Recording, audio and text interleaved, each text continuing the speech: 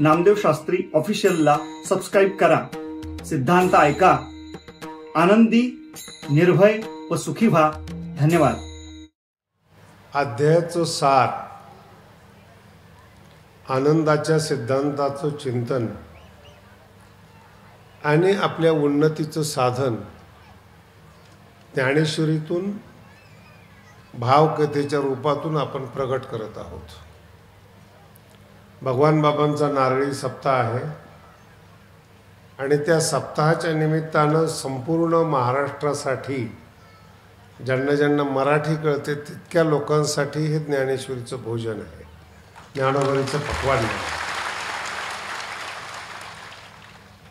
कालचा महत्त्वाचा विषय होता मृत्यू. शुकदेव अण्णाचं कर्ज असताना आलेले राजा परीक्षितेला 7 दिवसामध्ये भगवान श्रीकृष्णाची कथा सांगतायत आणि त्यापूर्वी त्यांना हा प्रश्न विचारला होता की काय अपेक्षा आहे. आणि राजा परीक्षितचे 2च प्रश्न होते ज्याच्यावर संपूर्ण भागवत आधारित आहेत की जगायचं कसं आणि मरायचं कसं, हे 2 प्रश्न आहेत. काल आपण सिद्धांताच्या रूपानं एक मृत्यूचं अंग पाहिलं. मृत्यू म्हणजे काय? विचारवंत लोकांनी हे ठरवलेलं आहे की मृत्यू होणार आहे तोपर्यंत चांगलं जगून घ्या. हा आजचा विषय आहे. मृत्यूवर आपण काल चिंतन केलं, कसं असलं पाहिजे मृत्यू, काय असलं पाहिजेत, भक्ताचा मृत्यू कसा होतो आणि जे भक्त नाहीत पण त्रास देणारे आहेत त्याच्या काही ओव्या सांगितल्या होत्या.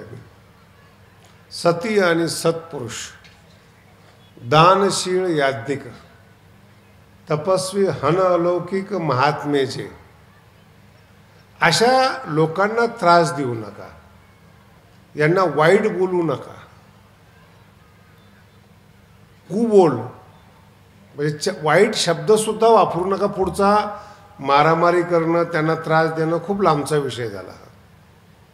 कुबोलाची अजिबात वाक्य वापरायचं नाही, कारण की ये माझी निजाची धामे. निज शब्दाचा अर्थ आहे अंतःकरण. अंतःकरणाला नाजूकता असते, संवेदनशीलता असते.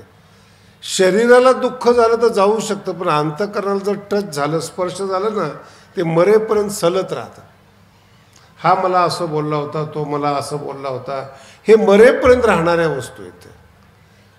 तसं भगवंत म्हणतात ही जी सती आणि सत्पुरुष, याज्ञिक, दानशील, महात्मे, तपस्वी, हे माझे नाजूक आहेत, अंतःकरण आहेत, याला टच करू नका.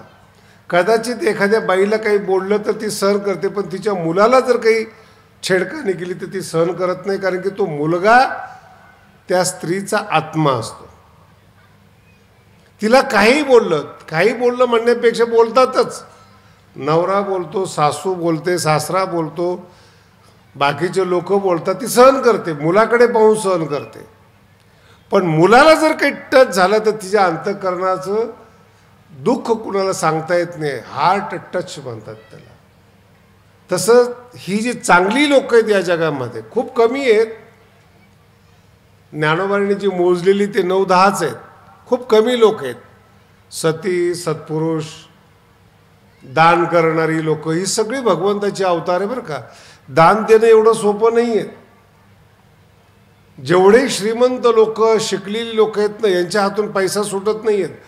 अंतःकरणाने उदार नाही आहेत, विचाराने उदार आहेत. आपला देश चांगला असला पाहिजे, आपले रस्ते चांगले असले पाहिजेत, आपले हॉस्पिटल चांगले पाहिजे, डॉक्टर हे सगळे विचाराने उन्नत माणसं आहेत. अनुभूतीनं, जगण्यानं दळभद्री आहेत. तुम्ही म्हणता महाराज जरा शब्द लागेल असा बोलतायत. ज्ञानोबांचा शब्द फार सुंदर आहे म्हणून तो वापरला येतो. विचारानं उन्नत आहात, आचरण आहेत का नाहीत. पुढे ज्ञानोबांची ओवी आहेत आणि इतकी गोड ओवी आहेत. पार्था बहुती परी, सद्बुद्धीच्या विषयी आलेली ओवी आहेत. सद्बुद्धी पुन्हा सांगतो, खूप चांगला शब्द आहे, लक्षात ठेवा. फक्त तो आजचा मुख्य विषय आहे आपल्याला.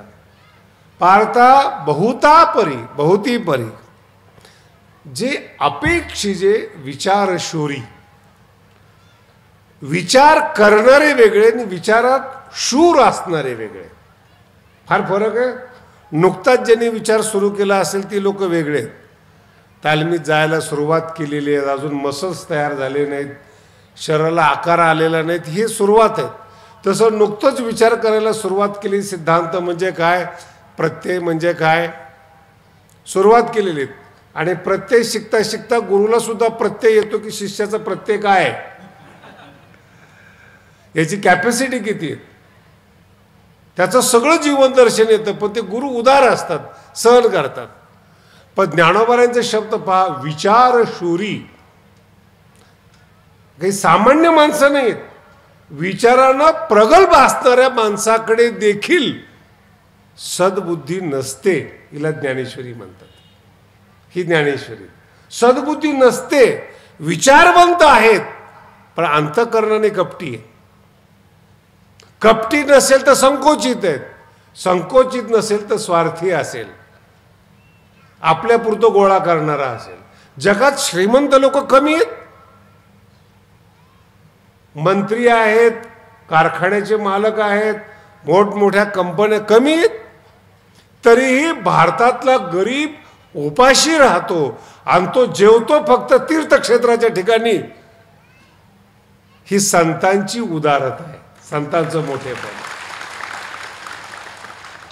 संताकडे काहीच नाही श्रीमंतीच्या मानानं. मला एक जणांनी सांगितलं, महाराज मंदिराचा फार मोठा आवाका आहे तुमचा, ज्ञानोबारांचं मंदिर बांधताय खूप मोठं आहे. म्हटलं का मोठं नाही आहेत, मुंबईच्या आणि पुण्याच्या मानाने 25-30 कोटी म्हणजे कमी आहेत. जर तुम्ही Malabar hill, sea face, Bandra, वरळीच्या साईडला जर तुम्ही गेला ना, त्या घराची किंमत 400-400 कोटी आहे. 400-400 कोटी आहेत. मंदिर फार छोटी गोष्ट आहे त्यांच्या मानाने, पण त्यांच्याकडून होत नाही, सद्बुद्धी नाही. नवीन विषय आहे, खूप छान विषय आहे. विचारवान आहात, ग्रंथ तयार आहेत, सिद्धांत तयार आहेत, वक्तृत्व तयार आहेत, सद्बुद्धी नाही.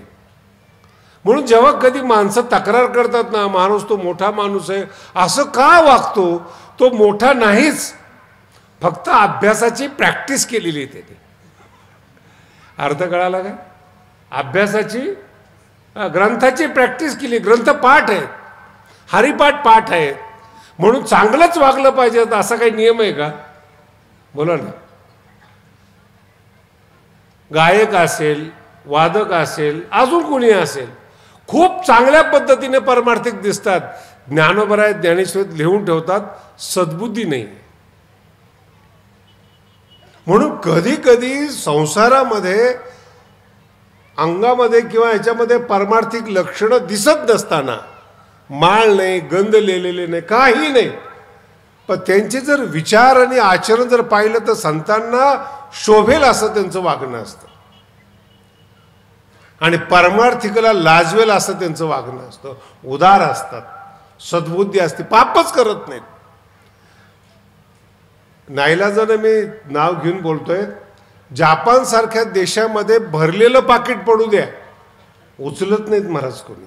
याला सद्बुद्धी म्हणतात. सद्बुद्धी. शुक्रवारी 5 दिवस काम करतात, शुक्रवारी थोडंसं त्यांच्या देशात संस्कृती आहे, थंडावा आहेत, कधी कधी थोडे घेतात ते. तुम्ही आदर्श घेऊ नका. घेतात म्हणजे त्यांच्याकडे बर्फ पडतो. शरीराला गरम ठेवण्याकरता काही देशामध्ये ती प्रथा आहे. ती प्रथा आहे म्हणून काय झालं, त्यांची परंपरा आहे ती, कारण की बर्फ पडतोय. त्यांच्याकडे संस्कृती ती, त्यांना त्यांच्या शरीराला ते पचतं, थोडी उष्णता मिळते शरीराला. पण हे पाहण्यापेक्षा संपूर्ण देशामध्ये पाप होत नाही, याला सद्बुद्धी म्हणतात. संपूर्ण देशामध्ये 0.5% सुद्धा क्राईम नाही, हे वर्तमान काळातलं बोलतोय तुम्हाला. ही सद्बुद्धी अपेक्षित आहे. दुसऱ्याचं घ्यायचं नाही, विषय लक्षात घ्या, दुसऱ्याचं घ्यायचं नाही ही सद्बुद्धी. दुसऱ्याचं काहीच नको आहे त्यामध्ये प्रसन्न राहिलं पाहिजे. आणि ज्ञानोबराय याची स्तुती करतात. विचारवंत आहात पण सद्बुद्धीची अपेक्षा करणारे आहात. जे अपेक्षी, जे विचारशोरी, असे गोड शब्द आहेत महाराज. म्हणून मी काल काही शब्द वापरले की ज्ञान कशाला म्हणतात. विचार मागवता पाऊली निघे, तर्क जिथं काम करत नाहीत. हे सगळं बुद्धीचे हत्यार आहेत. जाणीव आहे, तर्क आहे, विचार आहेत, हे बुद्धीपर्यंत मर्यादित आहेत. पण सद्बुद्धी बुद्धीच्या पलीकडे आहेत. सत शब्दाचा अर्थ आहे सत्य. आणि त्याच्या पुढे जाऊन सांगतो, सत शब्दाचा अर्थ आहे भगवंताच्या अंशाचं ज्ञान, सच्चित आनंद असणारं सत, याची अनुभूती असणारी बुद्धी म्हणजे सद्बुद्धी. आणि ती सद्बुद्धी अपेक्षिजे विचारशौर्य. पार्था बहुता परी, बहुती परी, अपेक्षा भरपूर वर्णन आहे बरं का. आता मला सांगा, तुम्ही काय या बुद्धीचं वर्णन करतात, त्याचं आपल्या जीवनाबरोबर कनेक्शन आहे. असे काही काही परमार्थिक आहेत ना, असे कोरडे दिसतात हो, खूप छान प्रवचन करतात, सिद्धांत सांगतात, खूप छान त्यांच्यामध्ये निरूपण कला आहेत. कधी कधी काही काही परमार्थिक आहेत ना, इतके अलंकार घातलेले असतात, 15-20 माळा असतात, मुद्रिका असतात, गंधाचं प्रमाण वाढलेलं असतं, 12च्या ऐवजी 15 ठिकाणी गंध लागलेला असतो. अंतःकरण कोरडं असतं. अंतःकरणामध्ये सद्बुद्धी नसते. बाह्य लक्षण भरपूर आहे, आतमध्ये कोरडे. हा फार मोठा विषय आहे बरं का.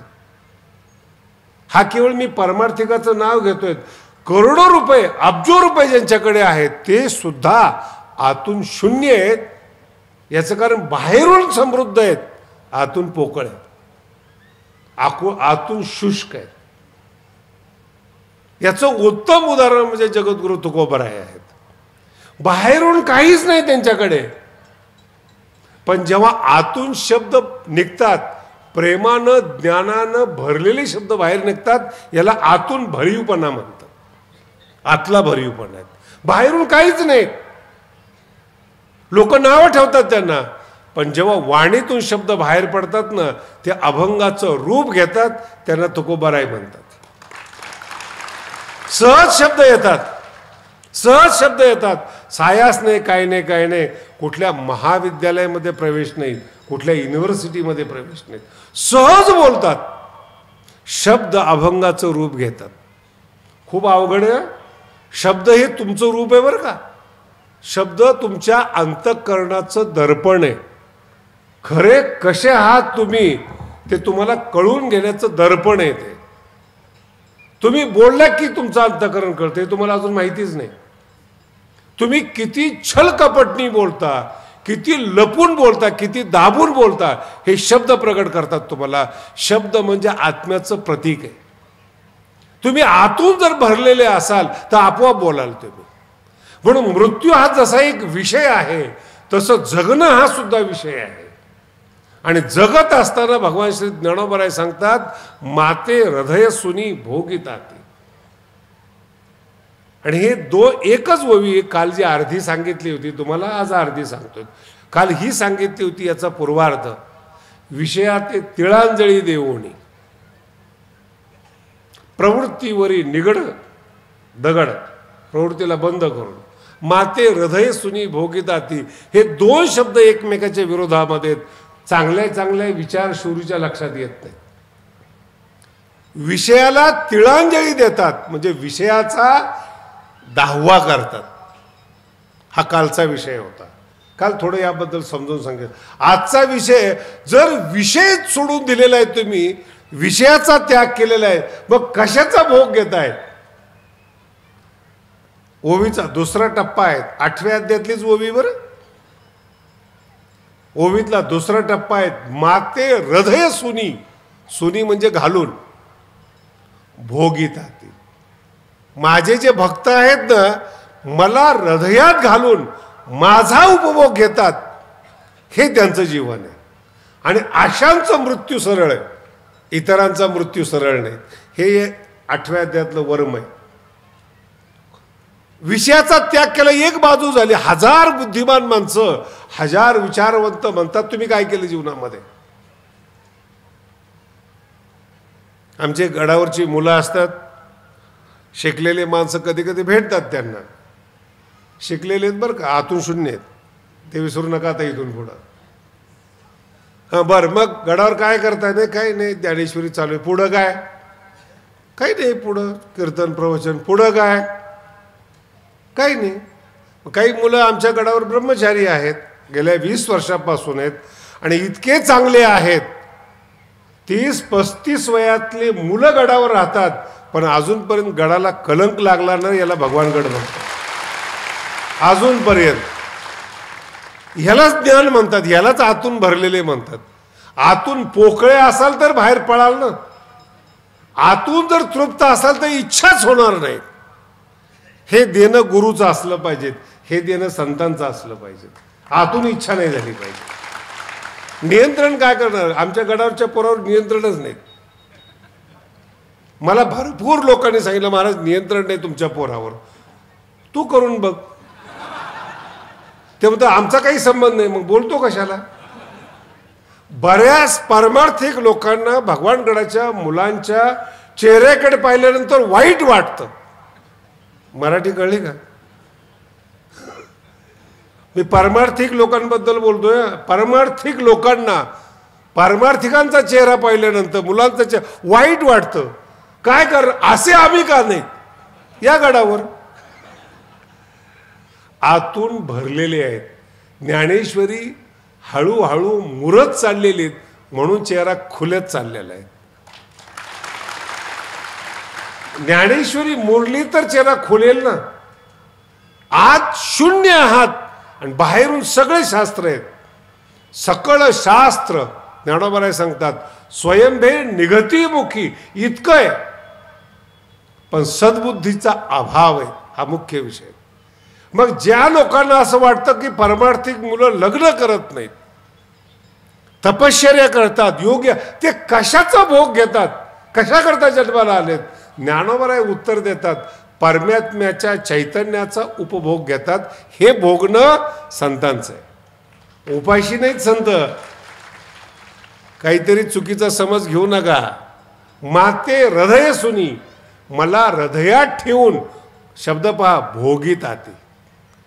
प्रत्येक क्षण चैतन्याचा उपभोग घेतात. आता पुढचं, मग त्याला शरीर नाही का? शरीर काही मागत नाही का? ज्ञानोबा फार सुंदर सांगतात, देह संगे तरी असे. ओविक हा कठीण आहे वर. संघ शब्द कळला का? संघ, मित्र बरोबर आहे. मित्र बरोबर आहे म्हणजे हा मित्र नाही येतो, मित्र त्याच्या बरोबर आहे. तसं ज्ञानोबा देहाला लांब ठेवून बोलतात, देह संगे तरी असे. देहाच्या बरोबरीनं संत वागतो, बरोबरीनं, म्हणजे संत देह नाहीत. म्हणून तर आपल्या शरीराचं अंग कापलं महाराज, नाही तर शरीराला जर अंग मानलं असतं तर कापलं नसतं भगवान बाबांनी. देह संगे तरी असे शब्द पहा. पण त्याच्याकडे जर पाहिलं ना, आतून भरलेलं असल्यामुळे चैतन्यासारखा दिसे. काय एक एक ओव्यात महाराज.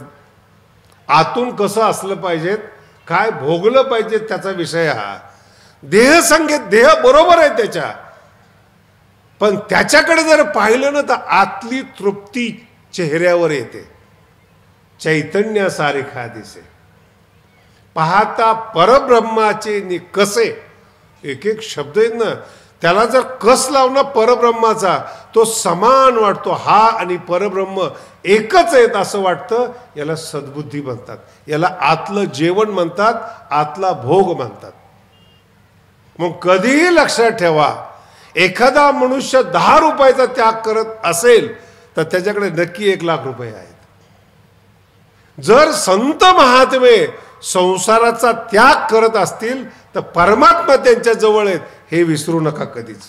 परमात्मा आणि नुसता परमात्माने, अहो तुमच्याजवळ साधा श्रीमंत मनुष्य असतो, एखाद्या मंत्र्याची ओळख असते, एखाद्या कारखानदाराची ओळख असते, तो तुम्हाला रक्षण देतो, पैसा पुरवतो.